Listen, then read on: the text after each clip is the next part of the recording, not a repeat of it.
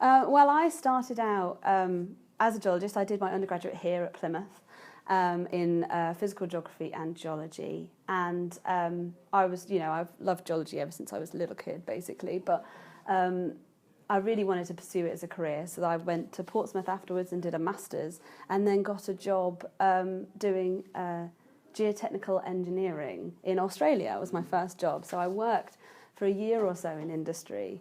And that was a really exciting experience for me because I got to really see what it's like to be a commercial geologist, so we say, someone who's making money from their geological knowledge. But it wasn't quite the best fit for me, so I decided to change directions on my career and ended up at Mount St. Helens in America for a season, working as a ranger. And it was a brilliant experience because not only was I doing science, but I was also doing science communication, which is something that I hadn't kind of done before. And basically at the end of my time at Mount St. Helens, I came back to the UK and I knew that was what I wanted to do.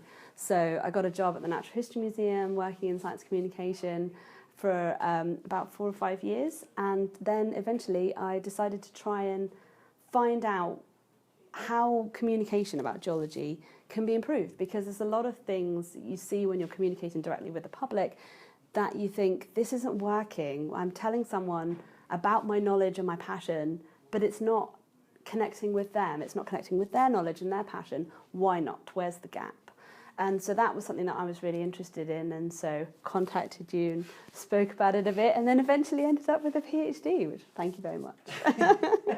But clearly you think geoscience communication is going to be a big area then. I do. I think that it's crucial for our future, because I think as a society we're facing a lot of really big questions about our energy usage, both past, present and future, and that geology has a lot of the answers to these questions. Sometimes they're uncomfortable answers, but they're answers that provoke discussion. And if we're not able to have a discussion about these big questions, then we're really crippling ourselves before we've even made our path into the future. So I think that geoscience communication, as a part of science communication in general, is really important to our society's development here in the UK.